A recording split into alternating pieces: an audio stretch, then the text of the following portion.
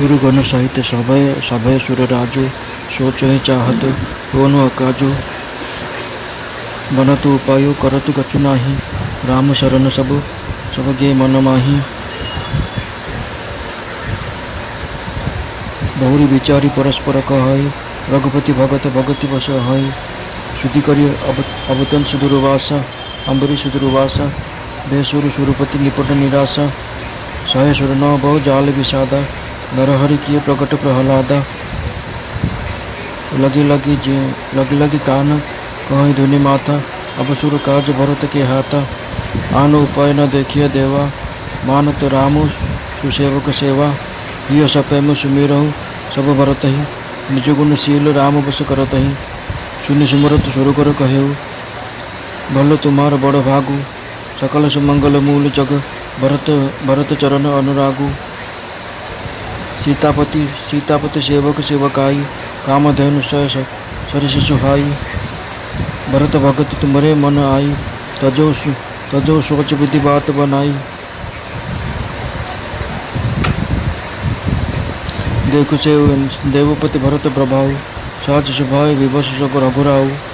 मन थिर करहु देव तर नाही, भरत ही जानी राम परि छाही। सुनि सुर गुरु सुर समंत सोचु, अंतर जामी प्रभु सकोचु।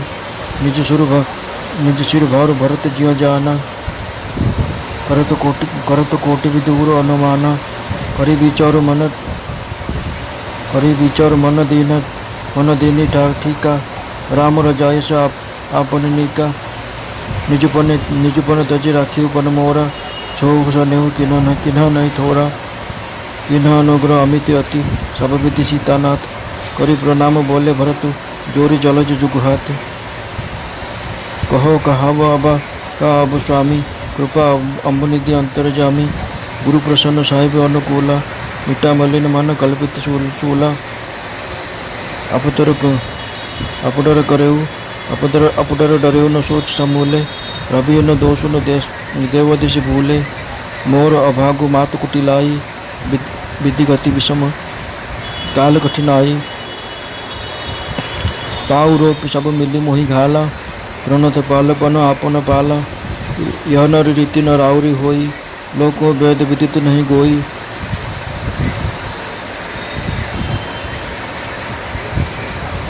जगुअन भल एकु गोसाई। कहिए होई भलु कासु भलाई, देव तोर सरिस सुभाऊ। सनमुख विमुख न काहु ही काऊ, जार निकट पहिचानी तरु। छाह सामान्य सब सोच, मागत अभिमत पाव जग। राउ रंक भल पोछ, लखि सब विधि गुरु स्वामी सनेहु। मिटहु छोह ने मन संदेहु, अब करुणा कर कीजिए सोई। जनहित प्रभु चित क्षोभ न होई, जो सेवक साई भय संकोची। निज हित चहई तासुमति पूची, सेवक हित साहिब सेवकाई। करे सकल सुख लोभ बिहाई, स्वार्थनाथ फिरे सबही का। किए रजाई कोटि विधि नीका, यह स्वार्थ परमार्थ सारु। सकल सुकृत फल सुगति सिंगारु, देव एक विनति सुनि मोरी। उचित होई तस करब कहो बहोरी, तिलक समाज साज सब आना। करिय सुफल प्रभु जो मनु माना, सानुज पठय मोहि जन। कीजिए सब ही सनाथ, फिर ही बंधु दो नाथ।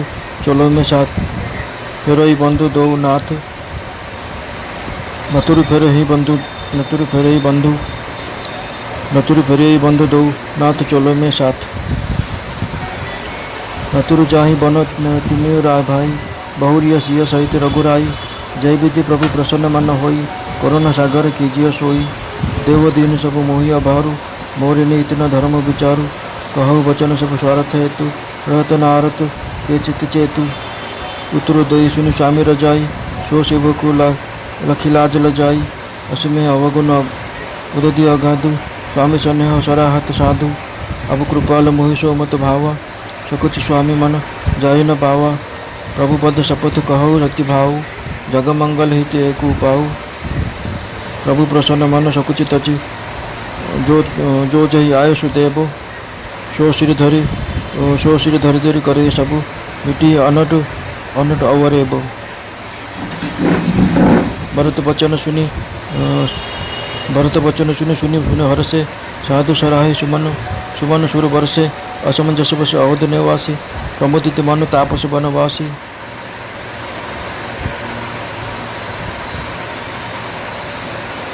चुप रहे रघुनाथ संकोची प्रभुगति देखे सभा सब सोची। जनक दूत तही अवसर आवे मुनि वशिष्ठ सुनि वेगी बोलाए। परि प्रणाम तीनों राम निहारे बेसु देख भय निपट दुखारे। दूतना मुनिवर बुझी बाता कहो विदेह भूप कहो विदेह भूप कुशलाता। सुनि सकुचाई नाई महिमाथा बोले चर चर जय जो जोरे हाथा। बुझबर आउर सादर साई कुशल हेतु छ भयो गोसाई। नाई तो कौशलनाथ के सात कुशल गई नाथ। मिथिला अवध विशेषते जग सब भयो अनाथ। कौशलपति गति सुनि जन कौरी बो सब लोक शोक बस बौरी। जय देखे ते समय विदेहु राम शक्ति अस लागन केहू। नानी कुचल सुनत नरबालहि सुजुन कछु जस मन बिनु ब्यालहि। भरत राज रघुबर वनवासु भा मिथिले सही हृदय हरासु। नृप बूझे बुद्धि सचिव समाजु कहो विचारी उचित काजु। समझिए वध असमंजस दो चलियो की रहियो न कह कछु कोऊ।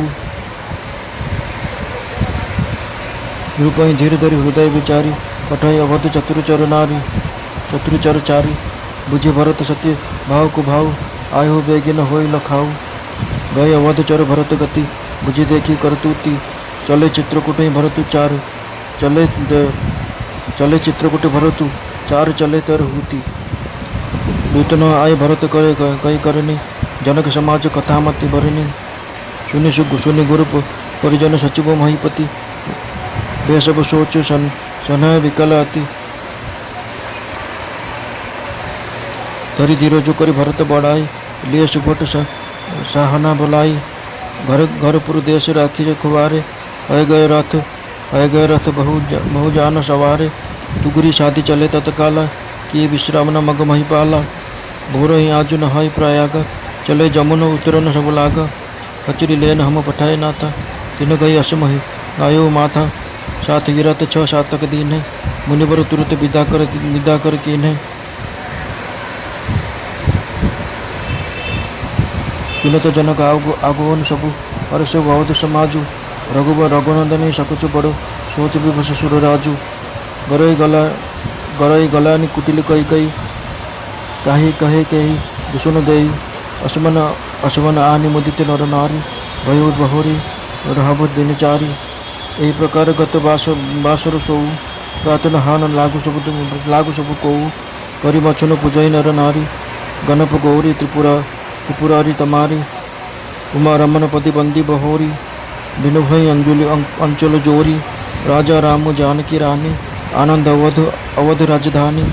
सुबह भयूर पीर सहित समाज भरत राम करहु जुबराज। ए सुखी सुधा साच सब काहू देव देहु जग जीवन लाहू। गुरु समाज भाई न सहित राम राजपुर होऊ। अछत राम राजा अवध मरिय मागु सब कोऊ। सुनि सनमय पुरजन बानी निंद जोग विरति मुन ज्ञानी। ए विधि नित्य कर्म करी पुरजन राम ही भर करहि प्रणाम पुलकितन।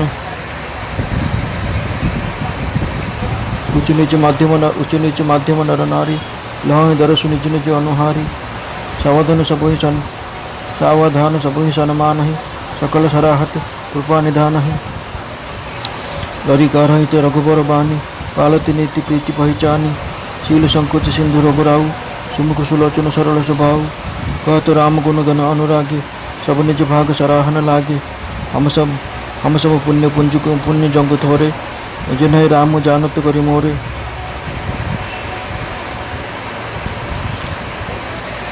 प्रेम मगन ते समय सब सुनि आवत मिथिलेशु।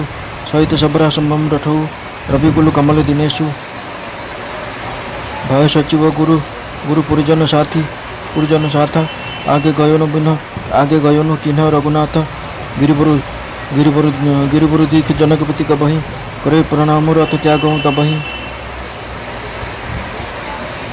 राम दर्शे लालसा उछाहु कत सम लेसु कलेसु न काहू मन तह जह रघुबर वेदई बिनु मन तन दुख सुखी सुधि के ही जनकु चले आवत जनकु चलहि भांति सहित समाज प्रेममति माति आए निकट देखी अनुरागे सादर मिलन परस्पर लागे लगे जनक मुनिवर पदवंदन कृष्ण प्रणम किन्ह रघुनंदन भाईना सहित राम मिले जब ही चले लवाई समेत समाज ही आश्रम सागर शांति रस पूरन पावन पाथ सेन मनोह करुणा सहित चरित लिए जाहि रघुनाथ बोरुत ज्ञान विज्ञान विराग करारे वचन शोक मिलत नदनारे सोच उपास समीर तरंगा धीरज तट तरुबर कर भंगा विषम विषाद तेरावती धारा भय भ्रम भंवर अवर्त अपार केवट बुद्ध विद्या बड़ी नावा सकैया खई एक नहीं आवा बनचर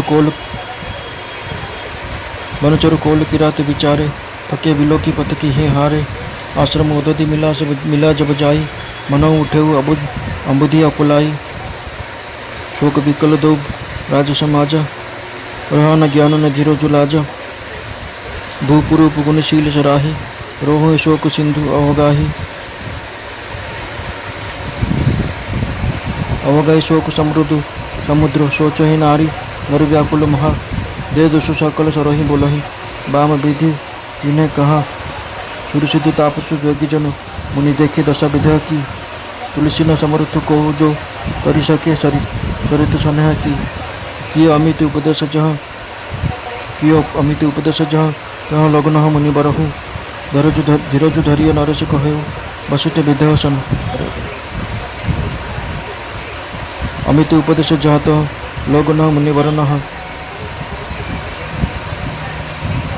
जहाँ तो लोग न वरिन मुनि वरन ये अमित उपदेश कहे वशिष्ठ विदेह सन धीरज धरिय नरेश जासु ज्ञान रवि भवनिशि नाशा वचन किरण मुनि कमल विकास तेहि के मोह ममता नियर आई यश राम स्नेह बढ़ाई विषम साधक सिद्ध सयाने त्रिविध जीव जग वेद बखाने राम स्नेह सरस मन जासु साधु सभा बड़ आदरतासु सोहन राम प्रेम बिनु ज्ञानु करण धर बिनु जिमि जल जानु मुनि भव विधि विदेव समुझाए राम घाट सब लोग नहाए सकल शोक संकुल नर नारी शोभासुर बीत बिनु बारा पशु खग मृग न किन आहारु प्रिय परिजन करो कौन विचारु दो समाज निमिराजु रघुराजु नहाने प्रात बैठे सब बट बिटपतर मन मलिन कुशुगात जे महेश्वर दशरथ पुरवासी जे मिथिलापति नगरी निवासी हंसवंश गुरु जनक पुरोधा दिन जग मगु परमारुत शोधा लगे कहनो उपदेश अनेका सहित धर्म नय विनति विवेका कोशक कही कथा पुराना समुझाई सब सभा सुभाना तब रघुनाथ कोशी कहीं कहे नाथ काली जल बिनु सब रहे मुनि को उचित कहत रघुराई गयो बीत दिन पहर अढ़ाई ऋषि रूख लखी कहत रोती राजू यहाँ उचित तो नहीं आसन काज अनाजू कहा रूप फल सब सुहाना पाई रजाइसु चले नहाना तय अवसर फल फूल दल मूल अनेक प्रकार लय आए बनचर विपुल भरी भरी कांवरी भार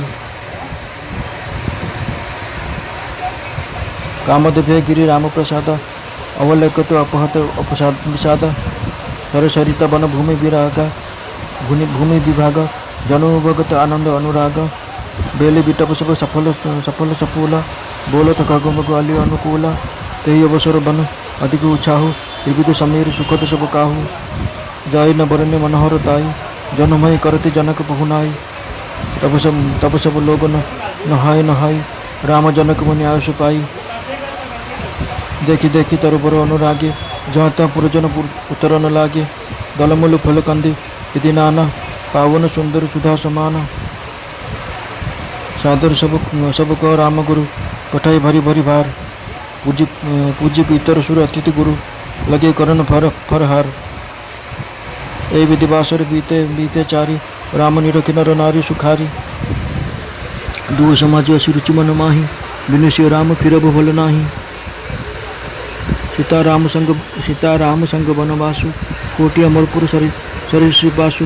परिहर लखनु राम बेदहि जय गुरु राम जय गुरु भाव बाम विधि तेहि। दाहिनी दयो होई जब सबहि राम समीप बसियो जब बन तबहि। मंदाकिनी मजुनि तिहु काला राम दरसु मृदु मंगल माला। अटुनु रामगिरि बन तापस थल असुन अमिया सम कंदमूल फल। सुख समेत संबत दुई सीता फल सम हो ही न जनी नहीं जाता। ए सुख जोगन लोग सब कहाँ अशुभागु। सहज स्वभाव समाज दुहु रामचरण अनुरागु। ए विधि सकल मनोहर करही बचन प्रेम सुनत मन हरही। सिय मातु सिद्धहि समय पठाई दासे देखी सुअसुर आई। शिव का सुनी सब बासु सुनी सब सिय सासु आयो जनक राज निवासु। कौशल्या सादर सनमाना आसन दिए समय समान। कौशल्या सादर सनमानी आसन दिए समय समानी। शीलु सने हो सकल दू ओरा द्रवही देखी सुनी कुलिस कठोरा। कुलक शिथिल तन बारी विलोचन मही न कही लिखन लगी सब सोचन। सब सिय राम प्रीति की सिमरती जन कोरोना बहुत दोष विसुरती। सिय मातु कहा विधि बुद्धि बाकी जो पय फेनु फोर पबी टाकी। सुनिय सुधा देखिया गरल सब करतुति कराल। जात काल उलुक बक मानस सकृत मराल। सुनि सचोच बो कहा देवी सुमित्रा विधिगत बड़े विपरीत विचित्रा। जो सूर्य पालय हरई बहोरी बाल केल समय विधिमति भोरी। कौशल्या को दोषु न काहू कर्म विवश दुख सुख छति लाहू। कठिन कर्म गति जान विधाता जो शुभ अशुभ कम सकल फल दाता। जो शुभ अशुभ सकल फल दाता। इसी रजाई शिष्य सब ही के उत्पत्ति थी लय विषुम अम के। देवी महोबस सोचिय बादी निधि प्रपंच अचल अनादि। भूपति जियब मरब गुरु आनी सोचिय सखी लखी निज हित हानि। सिय मातु कह सत्य सुबाना सुकृति अवधपति रानी। लखनु राम सिय जनु बनु जहु बनु भल परिणाम न पोचु। गहाबरी सिंह कह कौशल्या मोहि भरत कर सोचु। ईश प्रसाद आशीष तुम्हारी सुत वधु देवसरी बारी। राम शपथ में किन्हीं न काऊ सो करी कहो सखी सती भाऊ। भरत शील गुण विनय बढ़ाई भाई अप भगति भरोस भलाई। कहत शारदहु करमति हीचे सागर सीप की जाहि उलीचे। जानो सदा भरत कुलदीपा बार बार मैं कही महिपा। सेपटे देवगण सहित देवराज इंद्र भयभीत हो विचार करने लगिले। एत सब करापर भी सफल हो आसुवा कामटा पंड हो बसी किसी उपाय दिशुना। एपरी विचार कर समस्ते मन मन श्रीराम शरण पशिले। पुणी देवगण निज निज मध्य कथबार्ता हो विचार करने लगिले। श्री रघुनाथ तो भक्तों भक्तिर अधीन। अम्बरीश और दुर्वासांग घटना मन पकाई देवगण तथा इंद्र संपूर्ण निराश होगले। से भाविले पूर्व देवता मैंने बहु काल दुख कष्ट सहिले। तापर भक्त प्रहलाद नृसिंह को प्रकट कराई। एपरी विचार कर सब देवता और इंद्र दुखर कपाल हाथ मारी परस्पर कुआकुई हेले। एथर आम काम भरत हाथ में। हे देवगण अन्य कौन उपाय देखा ना। श्रीराम सेवक मान सेवा को मान्यता दियंते। अर्थात ଯେ ତାଙ୍କ ସେବକଙ୍କ ସେବା କରେ ସେ ତା ପ୍ରତି ପ୍ରସନ୍ନ ହୁଅନ୍ତି। ତେଣୁ ଯେଉଁ ଭରତ ନିଜର ଗୁଣ ଓ ସ୍ୱଭାବ ଦ୍ୱାରା ଶ୍ରୀରାମଙ୍କୁ ବଶୀଭୂତ କରିପାରିଛନ୍ତି, ସମସ୍ତେ ତାଙ୍କୁ ନିଜ ନିଜ ହୃଦୟରେ ପ୍ରେମର ସହିତ ସ୍ମରଣ କରନ୍ତୁ। ଦେବତାଙ୍କ କଥା ଶୁଣି ଦେବଗୁରୁ ବୃହସ୍ପତି କହିଲେ, ଠିକ୍ ଉଚିତ ନିଷ୍ପତ୍ତି ନେଇଛ। ତୁମେମାନେ ବଡ଼ ଭାଗ୍ୟବାନ। ଜଗତର ସକଳ ସୁମଙ୍ଗଳର ମୂଳ ହେଉଛି ଭରତଙ୍କ ଚରଣରେ ପ୍ରେମ। ସୀତାପତି ଶ୍ରୀରାମଙ୍କ ସେବକର ସେବା ତ ସତକ କାମଧେନୁ ସମାନ ଫଳପ୍ରଦ। ତୁମମାନଙ୍କ ମନରେ ଭରତଙ୍କ ପ୍ରତି ଭକ୍ତି ଜାଗ୍ରତ ହୋଇଗଲାଣି। ତୁମେ ଚିନ୍ତା ଛାଡ଼ିଦିଅ। ଜାଣ, ଏଥର ବିଧାତା ତୁମ କାମ କରିଦେଲେ। ହେ ଦେବରାଜ, ଭରତଙ୍କର କେତେ ପ୍ରଭାବ ଦେଖ। ଭରତଙ୍କ ସରଳ ସ୍ୱଭାବ ହେତୁ ଶ୍ରୀ ରଘୁନାଥ ତାଙ୍କର ସମ୍ପୂର୍ଣ୍ଣ ବଶୀଭୂତ ହୋଇଯାଇଛନ୍ତି। ହେ ଦେବଗଣ, ଭରତଙ୍କୁ ଶ୍ରୀରାମଙ୍କ ଛାୟା ବୋଲି ଜାଣି ମନକୁ ସ୍ଥିର କର। ଡରିବାର କୌଣସି କାରଣ ନାହିଁ। ଦେବଗୁରୁ ବୃହସ୍ପତିଙ୍କର ତଥା ଦେବତାମାନଙ୍କର ବିଚାର ଓ ଚିନ୍ତା ଜାଣିପାରି ଅନ୍ତର୍ଯାମୀ ପ୍ରଭୁ ଶ୍ରୀରାମ ଟିକିଏ ସଙ୍କୋଚରେ ପଡ଼ିଗଲେ। ସବୁ ବୋଝ ଆସି ନିଜ ମୁଣ୍ଡ ଉପରେ ପଡ଼ିଲା ଜାଣି ସେପଟେ ଭରତ ବି ନାନା ପ୍ରକାର ବିଚାର କରିବାକୁ ଲାଗିଲେ। ବିଚାର କରିସାରି ଭରତ ମନେ ମନେ ସିଦ୍ଧାନ୍ତ ନେଲେ, ଶ୍ରୀରାମଙ୍କ ଆଦେଶ ପାଳନ କଲେ ହିଁ ମୋର ମଙ୍ଗଳ ହେବ। ପ୍ରଭୁ ନିଜର ପ୍ରତିଜ୍ଞା ତ୍ୟାଗ କରି ମୋ କଥା ରଖିଲେ। ପ୍ରଭୁଙ୍କର ଏହି କୃପା ଓ ସ୍ନେହ କିଛି କମ୍ କଥା ନୁହେଁ। ଅର୍ଥାତ୍ ପ୍ରଭୁ ଅତ୍ୟନ୍ତ ଅନୁଗ୍ରହ ଓ ସ୍ନେହ ପ୍ରଦର୍ଶନ କରିଛନ୍ତି। ଶ୍ରୀ ଜାନକୀନାଥ ସବୁ ଦୃଷ୍ଟିରୁ ମୋ ଉପରେ ଅପାର ଅନୁଗ୍ରହ ଦେଖାଇଛନ୍ତି। ଏପରି ବିଚାର କରି ଭରତ ଦୁଇ ହାତ ଯୋଡ଼ି ପ୍ରଣାମ କରି କହିଲେ, ହେ ପ୍ରଭୁ, ହେ କୃପା ସିନ୍ଧୁ, ହେ ଅନ୍ତର୍ଯାମୀ, ମୁଁ ଆଉ ଅଧିକ କ'ଣ କହିବି, କ'ଣ ବା କୁହାଇବି। ଗୁରୁଦେବ ପ୍ରସନ୍ନ ଥିବା ଦେଖି ଓ ମୋ ପ୍ରଭୁ ମୋ ପ୍ରତି ଅନୁକୂଳ ଥିବା ଦେଖି ମୋର ମଳିନ ମନରୁ সকল କଳ୍ପିତ କଷ୍ଟ ଦୂର ହୋଇଗଲା। ମୁଁ ମିଛରେ ଭୟ କରୁଥିଲି। ମୋ ଦୁଶ୍ଚିନ୍ତା ସମ୍ପୂର୍ଣ୍ଣ ଅମୂଳକ ଥିଲା। ହେ ପ୍ରଭୁ, ପଥିକର ଯଦି ଦିଗଭ୍ରମ ହୋଇଯିବ ତେବେ ସୂର୍ଯ୍ୟଙ୍କୁ ତ ଦୋଷ ଦେଇ ହେବନି। ମୋର ଦୁର୍ଭାଗ୍ୟ, ମାଆର ଚକ୍ରାନ୍ତ, ବିଧାତାର ବିଷମ ଇଚ୍ଛା ଓ କାଳର କଠୋରତା ଏ ସମସ୍ତେ ମିଶି ଜିଦ୍ ଧରି ମୋତେ ନଷ୍ଟ କରିଦେଇଥିଲେ। କିନ୍ତୁ ଆପଣ ତ ଶରଣାଗତ ରକ୍ଷକ। ଆପଣ ଶରଣାଗତକୁ ରକ୍ଷା କରିବାରେ ପଣ ଧରିଛନ୍ତି। ଆପଣ ମୋତେ ରକ୍ଷା କରିଦେଇଛନ୍ତି। ଏହା ଆପଣଙ୍କ ପକ୍ଷରେ କିଛି ନୂଆ କଥା ନୁହେଁ। ଏହା ଲୋକର ଓ ବେଦର ବିଖ୍ୟାତ। ଯଦି ସକଳ ଜଗତ ପ୍ରତିକୂଳ ହୋଇଯାଏ ତ କେବଳ ଆପଣ ହିଁ ଅନୁକୂଳ ହୋଇଥିବେ। ତେବେ ହେ ପ୍ରଭୁ, କୁହନ୍ତୁ, ଆପଣଙ୍କ ବିନା ଆଉ କାହା ଦ୍ୱାରା ମଙ୍ଗଳ ସାଧିତ ହେବ? ହେ ଦେବ, ଆପଣଙ୍କ ସ୍ୱଭାବ କଳ୍ପବୃକ୍ଷ ପରି। ତାହା କାହାରି ଅନୁକୂଳ ନୁହେଁ କି କାହାରି ପ୍ରତିକୂଳ ନୁହେଁ। ସେ କଳ୍ପବୃକ୍ଷକୁ ଚିହ୍ନି ଯେ ତା ପାଖକୁ ଯାଏ, ସେ ବୃକ୍ଷରେ ଛାଏଁ ତାର ସକଳ ଚିନ୍ତା ନାଶ କରିଦିଏ। କି ରାଜା, କି ରଙ୍କ, କି ଭଲ, କି ମନ୍ଦ, ଜଗତରେ ଯେ କେହି ତାକୁ ଯାହା ମାଗେ ସେ ଅବିଳମ୍ବେ ସେହି ବାଞ୍ଛିତ ବସ୍ତୁ ପାଇଯାଏ। ଗୁରୁଦେବ ଓ ପ୍ରଭୁଙ୍କର ସକଳ ପ୍ରକାର ସ୍ନେହ ଥିବା ଦେଖି ମୋର ସବୁ କ୍ଷୋଭ ଦୂର ହୋଇଯାଇଛି। ମନରେ ଆଉ ତିଳେମାତ୍ର ସନ୍ଦେହ ନାହିଁ। ଏ କରୁଣାକର, ଯାହା କଲେ ଏ ଦାସ ଲାଗି ପ୍ରଭୁଙ୍କ ମନରେ କୌଣସି କ୍ଷୋଭ ନ ହେବ, ଏଥର ତାହା ହିଁ କରନ୍ତୁ। ଯେଉଁ ସେବକ ପ୍ରଭୁଙ୍କୁ ଦୁଇଧାରେ ପକାଇ ନିଜର ମଙ୍ଗଳ ଚାହେଁ, ନିଜର ଭଲ ଚାହେଁ, ସେ ନୀଚ ବୁଦ୍ଧି, ସକଳ ଲୋଭ ଓ ସୁଖ ତ୍ୟାଗ କରି ପ୍ରଭୁଙ୍କ ସେବା କରିବାରେ ହିଁ ସେବକର ମଙ୍ଗଳ ନିହିତ। ହେ ପ୍ରଭୁ, ଆପଣଙ୍କ ଅଯୋଧ୍ୟା ଫେରିବାରେ ସମସ୍ତଙ୍କର ସ୍ୱାର୍ଥ ନିହିତ ଏବଂ ଆପଣଙ୍କ ଆଜ୍ଞା ପାଳନରେ କୋଟି ପ୍ରକାର ମଙ୍ଗଳ ନିହିତ। ଏହା ହିଁ ସ୍ୱାର୍ଥ ପରମାତ୍ର ସାର କଥା। ଏହା ସମସ୍ତ ପୁଣ୍ୟର ଫଳ ଓ ସବୁ ସଦ୍ଗତିର ଆଭୂଷଣ। ହେ ଦେବ, ମୋର ଗୋଟିଏ ପ୍ରାର୍ଥନା ଶୁଣନ୍ତୁ। ତାପରେ ଯାହା ଉଚିତ ଭାବିବେ ତାହା କରିବେ। ରାଜ୍ୟାଭିଷେକରେ ସକଳ ସାମଗ୍ରୀ ସଜାଇ ଏଠାକୁ ଅଣାଯାଇଛି। ଯଦି ଆପଣଙ୍କ ଇଚ୍ଛା ଅଛି ତେବେ କୃପା କରି ସେସବୁର ଉପଯୋଗ କରନ୍ତୁ। ସାନ ଭାଇ ଶତ୍ରୁଘ୍ନ ସହିତ ମୋତେ ବଣକୁ ପଠାଇ ଦିଅନ୍ତୁ ଏବଂ ଅଯୋଧ୍ୟା ଫେରିଯାଇ ସମସ୍ତଙ୍କୁ ସନାଥ କରିଦିଅନ୍ତୁ। ନଚେତ ଆପଣ ଯଦି ଅଯୋଧ୍ୟା ଯିବାକୁ ଇଚ୍ଛା କରୁନାହାନ୍ତି, ହେ ପ୍ରଭୁ, ଲକ୍ଷ୍ମଣ ଓ ଶତ୍ରୁଘ୍ନ ଦୁଇ ଭାଇଙ୍କୁ ଲେଉଟାଇ ନିଅନ୍ତୁ। ମୁଁ ଆପଣଙ୍କ ସହିତ ରହିଯିବି। ଅଥବା ହେ ରଘୁନାଥ, ଆମେ ତିନି ଭାଇ ବନବାସ କରୁଛୁ। ଆପଣ ସୀତାଙ୍କୁ ନେଇ ଅଯୋଧ୍ୟା ଯାଆନ୍ତୁ। ହେ ଦୟାସାଗର, ଯେଉଁଥିରେ ଆପଣଙ୍କର ଖୁସି ତାହା କରନ୍ତୁ। ହେ ନାଥ, ଆପଣ ସମସ୍ତ ଦାୟିତ୍ୱ ମୋ ଉପରେ ଛାଡ଼ି ଦେଇଛନ୍ତି। କିନ୍ତୁ ମୋର ନା ଅଛି ନୀତି ଜ୍ଞାନ, ନା ଅଛି ଧର୍ମ ବିଚାର। ମୁଁ ତ ନିଜ ସ୍ୱାର୍ଥ ସିଦ୍ଧି ନିମନ୍ତେ ସବୁ କଥା କହୁଛି। ଆର୍ତ ମନୁଷ୍ୟର ଚିତ୍ତରେ ବିବେକ ନଥାଏ। ପ୍ରଭୁଙ୍କ ଆଜ୍ଞା ଶୁଣି ମଧ୍ୟ ଯେ ପ୍ରତ୍ୟୁତ୍ତର ଦିଏ, ସେପରି ସେବକକୁ ଦେଖିଲେ ଲଜ୍ଜା ମଧ୍ୟ ଲଜ୍ଜା ପାଏ। ମୁଁ ହେଉଛି ଅବଗୁଣର ଅର୍ଥାତ୍ ଦୋଷର ଅଗାଧ ସାଗର। ତେଣୁ ପ୍ରଭୁଙ୍କୁ ଉତ୍ତର ଦେଉଛି। କିନ୍ତୁ ହେ ପ୍ରଭୁ, ଆପଣ ସ୍ନେହବଶତଃ ମୋତେ ସାଧୁ ବୋଲି କହି ପ୍ରଶଂସା କରୁଛନ୍ତି। ହେ କୃପାଳୁ, ଯେଉଁଥିରେ ପ୍ରଭୁଙ୍କ ମନରେ କୌଣସି କୁଣ୍ଠା ରହିବ ନାହିଁ, ମୋତେ ବର୍ତ୍ତମାନ ତାହା ହିଁ ଭଲ ଲାଗୁଛି। ମୁଁ ପ୍ରଭୁଙ୍କ ଚରଣ ଧରି ଶପଥ କରି ସମ୍ପୂର୍ଣ୍ଣ ଅମାୟିକ ଭାବରେ କହୁଛି, ଏହା ହିଁ ଜଗତର ମଙ୍ଗଳର ଏକମାତ୍ର ଉପାୟ। ପ୍ରସନ୍ନ ଚିତ୍ତରୁ କୁଣ୍ଠା ତ୍ୟାଗ କରି ପ୍ରଭୁ ଯାହାକୁ ଯାହା ଆଜ୍ଞା ଦେବେ ତାହା ସମସ୍ତେ ଶିରୋଧାର୍ଯ୍ୟ କରିବେ। ଏହାଦ୍ୱାରା ସବୁ ଅନର୍ଥ ଓ ଅଡ଼ୁଆ ତୁଟିଯିବ। ଭରତଙ୍କର ପବିତ୍ର ବଚନ ଶୁଣି ଦେବତାମାନେ ଆନନ୍ଦିତ ହେଲେ ଏବଂ ସାଧୁ କହି ତାଙ୍କୁ ପ୍ରଶଂସା କରି ପୁଷ୍ପବୃଷ୍ଟି କଲେ। ରାମ ଏବେ କ'ଣ କହିବେ ବୋଲି ଭାବି ଅଯୋଧ୍ୟାବାସୀ ଦୁଇଥର ପଡ଼ିଗଲେ। ତପସ୍ୱୀ ବନବାସୀମାନେ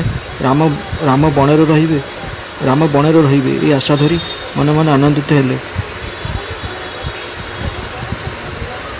କିନ୍ତୁ ଦୁର୍ଦ୍ଦାମସୁତ ରଘୁନାଥ ନୀରବ ହୋଇ ରହିଗଲେ।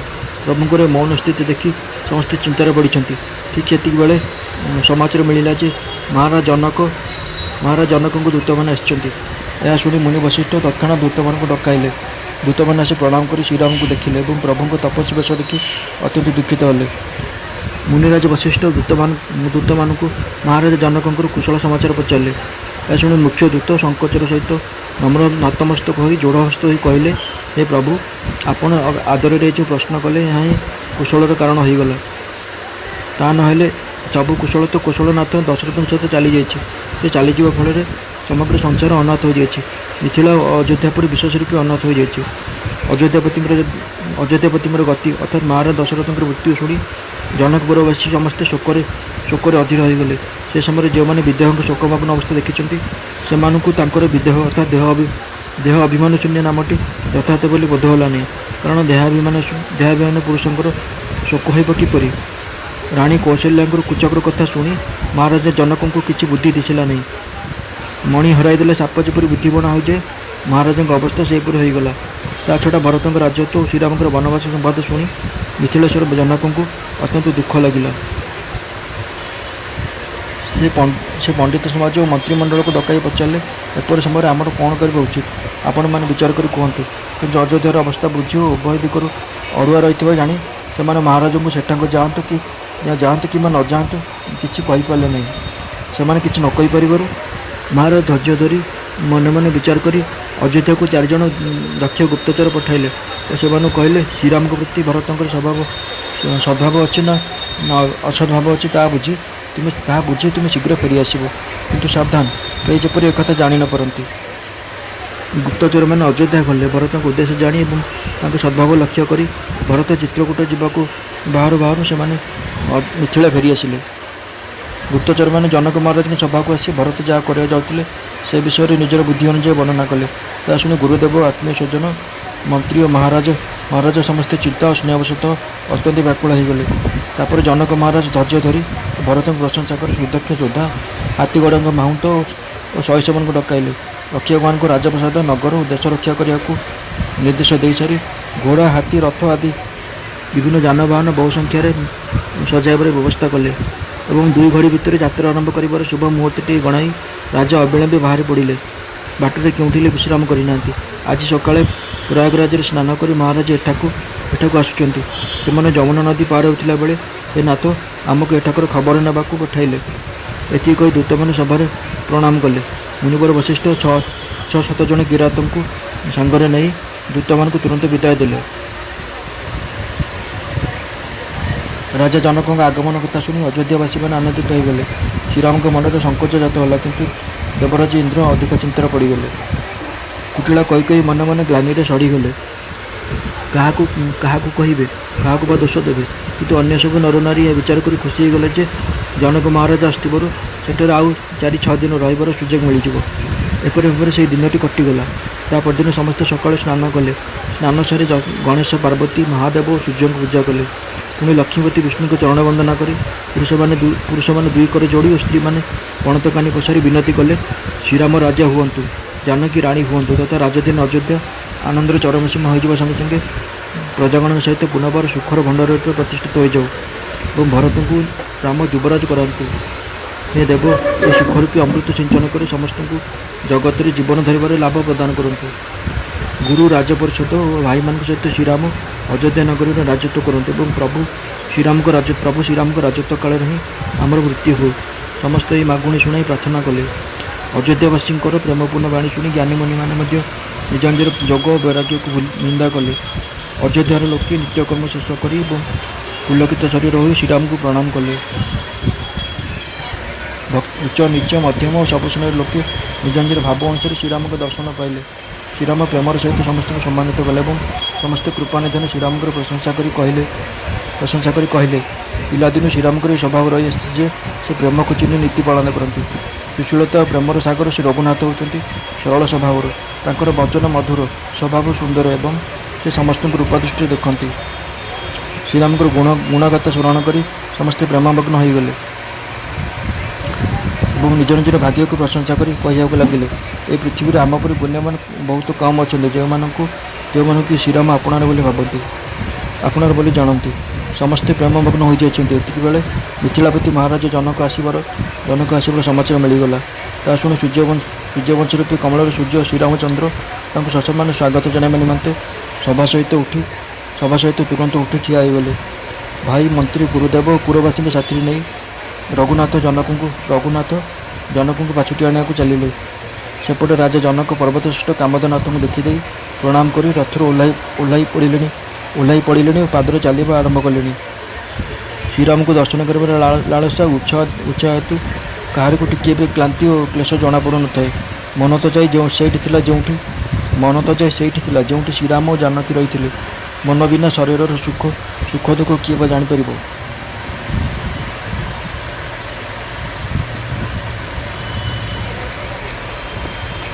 महाराजा जनक एपरी भाव में आगू चलिए। अन्य समस्त सहित बुद्धि प्रेमर उन्मत्त हो जाए। पाखर आसी पहुँची पर समस्त प्रेम निमग्न हो गले और आदरपूर्वक परस्पर मिलित होले। जनक वशिष्ठ आदि अयोध्या निवासी मुनि मान चरण वंदना कले और श्रीराम सत्यानंद आदि जनकपुरवासी ऋषि मान प्रणाम कले। भाई मान सहित आसी श्रीराम राजा जनक को ससम्मान साक्षात कले और समाज सहित निज आश्रम को पाछुटी नेले। श्रीराम का आश्रम होता है शांत स्वरूपक पवित्र जल परिपूर्ण एक समुद्र परी एवं महाराज जनक संगे आसवा जनसमाज होता है करुण रसर एक नदी परी। से नदी को श्री रघुनाथ नहीं आसुला आश्रम रूपी शांत रसर समुद्र में मिसाइबा निमंते। से करुण रसर नदी एत जोर बढ़ी थाए जहाँ ज्ञान वैराग्य रूपी दुई कूल लंघन कर प्रभावित होता है। शोक भरा वचन होता से नदी आसी पड़ता नद और नाल एवं चिंतार दीर्घश्वास होता प्रबल वायुर बेगर उड़ुवा तरंगमाला ता धैर्य रूपी कूलर वृक्ष मान उपाड़ी पकाउला। भयानक विषाद होता से नदी प्रखर स्रोत भय और भ्रम होता से नदीर असंख्य भौरी और घूर्णी। से नदी विद्या होता विराट नौका और विद्वान मान थे नाविक किंतु से नौका को भाई पड़ न अर्थात विद्यार सदुपयोग कर पार न कहार को किसी उपाय दिशु न था। विचार वनवासी कोल्हकिरात मैंने थे यात्री से नदी को देखी मन मन शंकित हेले। से करुण रसर नदी जाई आश्रम समूह पड़ जाए बेले जानतु से समुद्र आकुलतार उद्वेलित हो उठिला।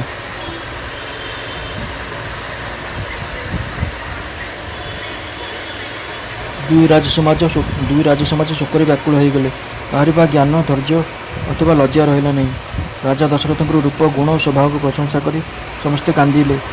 समस्ते शोक सागर बुड़ीगले। शोक सागर बुड़ी सब नर नारी अत्यंत व्याकुल हो चिंता करने लगे। समस्ते विधाता को दोष दे क्रोधरे कहले विधाता बाम हो एसबू कौन करदेला सते। तुलसीदास कहते जितेबाला जनक दशा देखी देवता सिद्ध तपस्वी जोगी मुनिगण कहीं भी प्रेम नदी को पार हो पारे नहीं अर्थात प्रेममग्न न हो रही पारे नहीं। विशिष्ट मुनि मैंने विभिन्न स्थान लोक बहु उपदेश देले और वशिष्ठ राजा जनक को कहले हे राजा आपण धैर्य धरतु। जो जनक ज्ञान रूपे सूर्य भवता पुनर्जन्म रूपे रात्रि को नाश कर दिए और जहाँ वचन रूपी किरण मुनि रूपी कमल मान को विकस्त कर दिए और निकट में मोह ममता कौन पोष पार था किंतु यह तो सीताराम प्रति अलौकिक प्रेमर महिमा अर्थात सीताराम प्रति अलौकिक प्रेम हेतु राजा जनक दशा होगला। लौकिक मोह ममता हेतु नुहे से लौकिक मोह ममता को पार हो सारी भी सीताराम प्रेम निजर प्रभाव न पकई छाड़े नहीं। जे लौकिक मोह ममता को पार हो सारी भी सीताराम प्रेम निजर प्रभाव न पकई छाड़े नहीं। वेदगुण कहती जगत विषयी साधक ज्ञानवान सिद्ध पुरुष एपरी तीन प्रकार पुरुष अच्छा। ये तीन मध्य जहाँ चित्त श्रीराम को स्नेह रससिक्त रही है साधु मान सभार बड़ आदर मिले। कर्णधर बिना जपरी जलजान शोभा पाए ना श्रीराम प्रति प्रेम बिना सेपरी ज्ञान शोभा पाए ना। वशिष्ठ मुनि विदरा जनक को बहु प्रकार बुझाइले। तापर समस्त जाई रामघाट स्नान कले। ସମସ୍ତ ନରନାରୀ ଶୋକରେ ଅଭିଭୂତ। ସେଦିନ ସମସ୍ତେ ଜଳସ୍ପର୍ଶ ନ କରି ରହିଲେ। ପଶୁ ପକ୍ଷୀ ମୃଗମାନେ ମଧ୍ୟ କିଛି ଖାଇଲେ ନାହିଁ। ଏପରି ଅବସ୍ଥାରେ ପ୍ରିୟଜନ ଓ କୁଟୁମ୍ବ ଲୋକଙ୍କ ବିଷୟରେ ଅଧିକ କ'ଣ ବା କହିବା। ନିମିରାଜ ଜନକ ଓ ରଘୁରାଜ ଶ୍ରୀରାମ ତଥା ଦୁଇ ପକ୍ଷର ଲୋକେ ଦ୍ୱିତୀୟ ଦିନ ପ୍ରଭାତରେ ସ୍ନାନ ଶେଷ କରି ଯାଇ ବରଗଛ ତଳେ ବସିଲେ। ସମସ୍ତଙ୍କର ମନ ବିରସ ଓ ଶରୀର ଦୁର୍ବଳ। ଦଶରଥଙ୍କ ନଗରୀ ଅଯୋଧ୍ୟାର ବ୍ରାହ୍ମଣଗଣ ଓ ମିଥିଳାପତି ଜନକଙ୍କ ନଗର ଜନକପୁରର ବ୍ରାହ୍ମଣଗଣ ତଥା ସୂର୍ଯ୍ୟବଂଶର ଗୁରୁ ବଶିଷ୍ଠ ଓ ଜନକଙ୍କର ପୁରୋହିତ ଶତାନନ୍ଦ ଆଦି ଯେଉଁ ପଣ୍ଡିତମାନେ ସାଂସାରିକ ଅଭ୍ୟୁଦୟ ମାର୍ଗ ତଥା ପାରମାର୍ଥିକ ମାର୍ଗ ବିଷୟରେ ଅଭିଜ୍ଞ ଥିଲେ, ସେମାନେ ଲୋକଙ୍କୁ ଧର୍ମ, ନୀତି, ବୈରାଗ୍ୟ ତଥା ବିବେକ ସମ୍ମତ ଅନେକ ଉପଦେଶ ଦେଲେ। ପୁରାଣ କାହାଣୀ ବ୍ୟାଖ୍ୟା କରି ଉପସ୍ଥିତ ସମସ୍ତ ଲୋକଙ୍କୁ ବିଶ୍ୱାମିତ୍ର ସୁନ୍ଦର ଭାବରେ ବୁଝାଇଲେ। ତାପରେ ସେ ରଘୁନାଥ ବିଶ୍ୱାମିତ୍ରଙ୍କୁ ଜଣାଇଲେ, ହେ ନାଥ, ଗତକାଲି କେହି ପାଣି ଟିକିଏ ବି ପିଏ ନାହାନ୍ତି, ତେଣୁ ବର୍ତ୍ତମାନ କିଛି ଖାଇବା ଆବଶ୍ୟକ। ବିଶ୍ୱାମିତ୍ର କହିଲେ, ରଘୁନାଥ ଠିକ୍ କଥା କହୁଛନ୍ତି। ଆଜି ବି 2.5 ଦିନ ବିତିଗଲାଣି। ବିଶ୍ୱାମିତ୍ରଙ୍କ ଅଭିପ୍ରାୟ ବୁଝିପାରି ଚିରଉତ୍ତରାଜ ଜନକ କହିଲେ, ଏଠାରେ ଅନ୍ନ ଭୋଜନ କରିବା ଠିକ୍ ହେବ ନାହିଁ। ରାଜାଙ୍କ ସୁନ୍ଦର କଥାଟି ସମସ୍ତଙ୍କ ମନକୁ ପାଇଲା। ଆଜ୍ଞା ପାଇ ସମସ୍ତେ ସ୍ନାନ କରିବାକୁ ଗଲେ। ସେତିକିବେଳେ ଭାରରେ ବୋଝରେ ପ୍ରଚୁର ପରିମାଣର ଫଳ, ଫୁଲ, ପତ୍ର, ମୂଳ ଆଦି ବିଭିନ୍ନ ପ୍ରକାର ଖାଦ୍ୟପଦାର୍ଥ ଧରି ବନବାସୀ କୋହ୍ଲ ଶବରମାନେ ଆସି ପହଞ୍ଚିଗଲେ। ଶ୍ରୀରାମଙ୍କ କୃପାରୁ ସବୁ ପାହାଡ଼ ପର୍ବତ ଈପ୍ସିତ ବସ୍ତୁ ପ୍ରଦାନ କରୁଥିଲେ ଏବଂ ଦର୍ଶନ ମାତ୍ରେ ସକଳ ଦୁଃଖ ହରଣ କରିନେଉଥିଲେ। ସେଠାକାର ପୁଷ୍କରିଣୀ, ନଦୀ, ଅରଣ୍ୟ, ଭୂମି ସବୁଥିରୁ ସତେ ଯେପରି ଆନନ୍ଦ ଓ ପ୍ରେମ ଉଛୁଳି ପଡ଼ୁଥାଏ। ତରୁଲତାମାନେ ଫୁଲ ଫଳରେ ବିମଣ୍ଡିତ ହୋଇଥାନ୍ତି। ପଶୁ ପକ୍ଷୀ ଓ ଭ୍ରମରମାନେ ମଧୁର କଣ୍ଠରେ ଚତୁର୍ଦିଗ ମୁଖରିତ କରିଥାନ୍ତି। ବନରାଜ୍ୟର ଅପାର ଆନନ୍ଦ ଉତ୍ସାହ ଖେଳି ଯାଇଥାଏ। ସୁଖପ୍ରଦ ଶୀତଳ, ମନ୍ଦ ଓ ସୁଗନ୍ଧ ତ୍ରିବିଧ ବାୟୁ ପ୍ରବାହିତ ହୋଇଥାଏ। ମନର ସୌନ୍ଦର୍ଯ୍ୟ ବର୍ଣ୍ଣନା କରାଯାଇ ନପାରେ। ଜଣାପଡ଼ୁଥାଏ ସତେ ଯେପରି ପୃଥିବୀ ମାତା ଜନକ ରାଜାଙ୍କୁ ଅତିଥି ରୂପେ ପାଇ ସତ୍କାର କରୁଛନ୍ତି।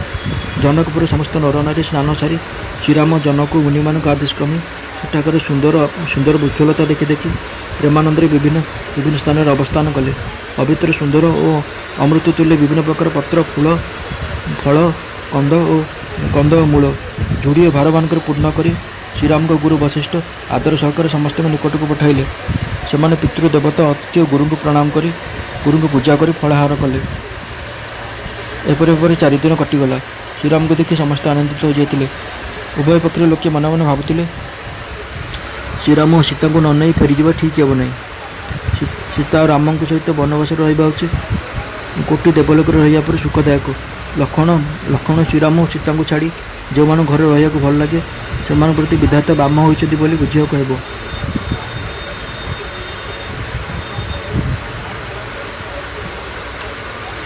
ଦୈବ ଆମ ସମସ୍ତ ପ୍ରତି ଅନୁକୂଳ ହେଲେ ଯାଇ ଶ୍ରୀରାମଙ୍କ ସହିତ ବନରେ ରହିବା ଆମ ପକ୍ଷରେ ସମ୍ଭବ ହେବ। ତ୍ରିକାଳରେ ମନ୍ଦାକିନୀରେ ସ୍ନାନ କରି ଆନନ୍ଦ ତଥା ମଙ୍ଗଳର ମୂଳରୂପ ଶ୍ରୀରାମଙ୍କୁ ଦର୍ଶନ କରି ଶ୍ରୀରାମଙ୍କ ପର୍ବତ କାମଦଗିରି ପରିକ୍ରମା କରି ବନ ଓ ତପସ୍ୱୀମାନଙ୍କର ଆଶ୍ରମରେ ଭ୍ରମଣ କରି ଓ ଅମୃତ ତୁଲ୍ୟ କନ୍ଦମୂଳ ଫଳ ଭୋଜନ କରି ରହିଗଲେ 14ଟା ବର୍ଷ ଗୋଟିଏ ପଲକ ପରି ସୁଖରେ କଟିଯାଆନ୍ତା। ଦିନ ଜଣାପଡ଼ନ୍ତା ନାହିଁ। ସମସ୍ତେ କହୁଥାନ୍ତି, ବାସ୍ତବରେ ଆମେ ଏ ସୁଖର ଯୋଗ୍ୟ ନୁହଁ। ଆମର ଏତେ ବଡ଼ ଭାଗ୍ୟ କାହିଁ? ଉଭୟ ପକ୍ଷରେ ଲୋକଙ୍କର ଶ୍ରୀରାମଙ୍କ ଚରଣରେ ସହଜ ସ୍ୱାଭାବିକ ପ୍ରେମ ରହିଥିଲା। ସମସ୍ତେ ଏହିପରି ଚିନ୍ତା କରୁଥାନ୍ତି। ସେମାନଙ୍କର ପ୍ରେମପୂର୍ଣ୍ଣ ବଚନ ଶୁଣିବା ଲୋକର ଚିତ୍ତକୁ ଅଚିରେ ହରି ନେଉଥାଏ। ସେମାନଙ୍କର ପ୍ରେମପୂର୍ଣ୍ଣ ବଚନ ଶୁଣିବା ଲୋକର ଚିତ୍ତକୁ ଅଚିରେ ହରି ନେଉଥାଏ। ସୀତାଙ୍କ ଜନନୀ ସୁନୟନୀ ପଠାଇଥିବା କେତେଜଣ ଦାସୀ ଆସି କୌଶଲ୍ୟା ଆଦି ରାଣୀମାନଙ୍କୁ କେତେବେଳେ ସାକ୍ଷାତ କରିହେବ ତା ଲକ୍ଷ୍ୟ କରି ଫେରିଗଲେ। ସୀତାଙ୍କ ଶାଶୁମାନଙ୍କ ସହିତ କେତେବେଳେ ସାକ୍ଷାତ କରିହେବ, ଦାସୀମାନଙ୍କଠାରୁ ତାହା ଶୁଣି ଜନକଙ୍କ ରାଣୀମହଲର ରାଣୀମାନେ ଆସି ସେଠାରେ ପହଞ୍ଚିଗଲେ। କୌଶଲ୍ୟା ସେମାନଙ୍କୁ ଆଦର ସତ୍କାର ସହିତ ଅଭ୍ୟର୍ଥନା କରି ସମୟୋଚିତ ଆସନ ଦେଲେ। ଉଭୟ ପରିବାର ମଧ୍ୟରେ ଯେଉଁ ପ୍ରୀତିପୂର୍ଣ୍ଣ ବ୍ୟବହାର ଆଦାନ ପ୍ରଦାନ ହେଲା, ତାହା ଦେଖିଲେ କଠୋର ବଜ୍ର ବି ତରଳିଯିବ। ସେମାନଙ୍କ ଦେହ ରୋମାଞ୍ଚିତ ଓ ଅବଶ ହୋଇଯାଇଥାଏ। ନେତ୍ରରୁ ଶୋକ ଓ ପ୍ରେମର ଅଶ୍ରୁ ଝରି ଆସୁଥାଏ। ସମସ୍ତେ ପାଦ ନଖରେ ଭୂଇଁରେ ଗାର କାଟୁଥାନ୍ତି ଓ ଗଭୀର ଚିନ୍ତାରେ ବୁଡ଼ି ଯାଇଥାନ୍ତି।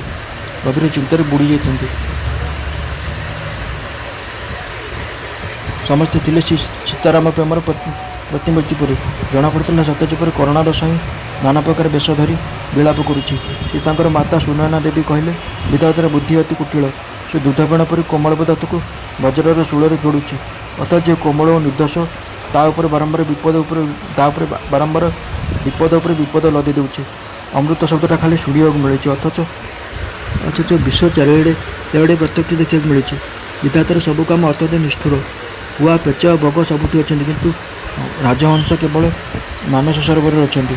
ଏହା ଶୁଣି ସୁମିତ୍ରା ଦେବୀ ଶୋକମଗ୍ନ ହୋଇ କହିଲେ, ବିଧିର ବିଧାନ ସତରେ ବଡ଼ ବିପରୀତ ଓ ବିଚିତ୍ର।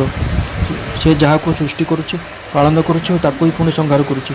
ବିଧାତାର ବୁଦ୍ଧି ପିଲା ଖେଳ ପରି ଚଣ୍ଡାଳ କାଣ୍ଡଜ୍ଞାନ ଶୂନ୍ୟ। ଦେବୀ କୌଶଲ୍ୟା କହିଲେ, ଏଥିରେ କାହାର ଦୋଷ ନାହିଁ। ସୁଖ ଦୁଃଖ ଲାଭ କ୍ଷତି ସବୁ କର୍ମର ଅଧୀନ। କର୍ମର ଗତି ବଡ଼ ଜଟିଳ।